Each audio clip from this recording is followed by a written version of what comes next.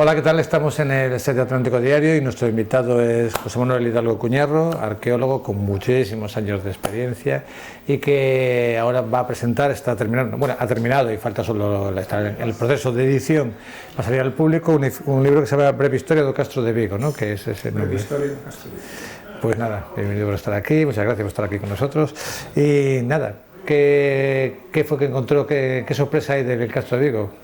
Bueno, el Castro de Vigo, muchas y aún está dando más, ¿no? Y depende mucho de la etapa, porque lo que hay que ver es el yacimiento del Castro de Vigo como un todo que va desde la prehistoria hasta nuestros días. Eso es. Entonces, algo que estamos retomando, es decir, no solamente en un momento dado el Castro de Vigo era solamente el pueblo castreño, después gálico-romano, y después la fortaleza medieval, lo mismo la gente hablaba de la ermita del Castro, antes de la fortaleza, el Castelo do Penso. Entonces, el libro que se quiere hacer es un resumen un poco breve, pero para la gente que vea cómo hay una continuidad y que vemos que el origen de Vigo en sí está ahí en el Castro de Vigo y que realmente el Castro es el protagonista de la historia y si no participó totalmente, vio los acontecimientos como testigo de primera fila.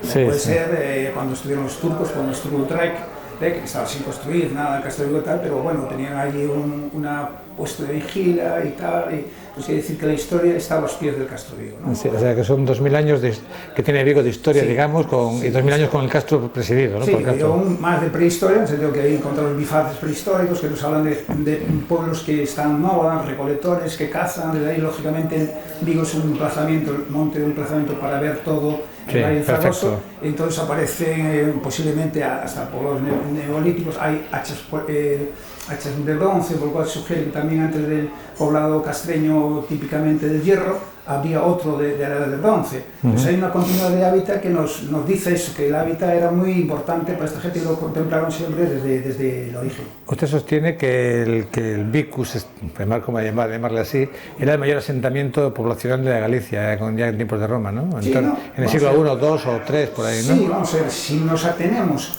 a la extensión total de yacimientos son 19 hectáreas. Hay muy pocos asentamientos documentados tan grandes, solamente el Tecla. Y el Tecla es algo es singular, pero queda en el monte, bueno, es decir, después se desarrolla, pero que no tiene nada que ver con lo que es el castro que quedó abandonado en el siglo I después de Cristo. En Vigo tenemos una continuidad de hábitat y se traslada todo el asentamiento que podía acercarse sobre 4.000, 5.000 personas, se van trasladando al litoral y después ya hacia las partes oeste, norte y sur, que serían las villas romanas, tanto de hacia Teis como hacia Coruña. O sea que era un movimiento anterior llegado a los romanos y siguió con los romanos y... Más es muy curioso, por ejemplo, se habla mucho de la isla de Toralla, por ejemplo, la isla de Toralla tiene una parte de un castro, que es donde están todos los chalés, todo lo que se montó allí, y después se abandona el poblado, y después en tierra firme se hace una villa romana, y después la isla de Toralla es curioso, y bonito, porque después se vuelve otra vez como cementerio romano, de la gente que vivía en Toralla, tierra firme, se va a enterrar allí. Pero quiere decir que hay muchos castros, por ejemplo, en Vigo habrá sobre 27 castros o 28. Y a lo mejor con la llegada de los romanos se dejan, o antes, un poquito antes de la llegada de los romanos, se abandonan la mitad de ellos. Entonces se concentran ahí. Se concentran.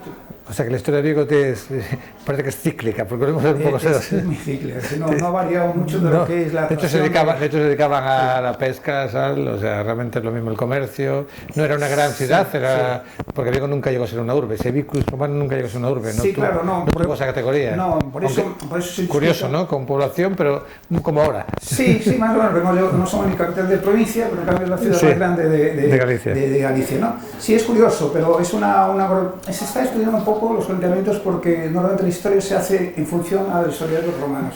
Pero los historiadores romanos hablaban de localidades que ellos contemplaban como un punto de administración romana, por ejemplo, Lucus Augusti, Asturica Augusta y tal. Entonces, claro, dentro de Galicia, lo único que está como capital del convento lucense está Lucus Augusti, el actual Lugo. Y después Braca Augusta, que es la actual Braga, sería lo que pertenecía al mismo Vigo. Vigo, podemos decir, el convento bragaragustano llegaba hasta donde está Verdugo. Es decir, que ya se destina a los romanos, destina lo que era el sur de Pontevedra, lo que sería la antigua provincia de Tui. Curioso. Es curioso porque los romanos, yo creo que lo que hacen en el momento de la provincia de Turio, lo del obispado de es mantener eso. Es mantener lo que los romanos ya existía anterior. Sí. ¿Tiene historia Vigo por descubrir? Mucha. Yo creo, y la historia que no tenemos ahí es que hay vacío de información. Como muchas cosas que pasó en Vigo, por ejemplo, cuando empezamos el trabajo en el Museo de Castelos en los 80 y tal, había, por ejemplo, 5 castros solamente. Y ahora hay 27, 28. Petrolíferos había dos y hoy hay cerca de 100. Sí. Es decir, no es el problema de que tengamos más o menos. Yo tampoco estoy diciendo que Vigo a lo mejor sea la mayor concentración de todo, no. Lo que pasa es que a lo mejor hay zonas que a lo mejor no dan zonas de mucha arqueología porque no se han investigado. Por ejemplo, los petrolíferos.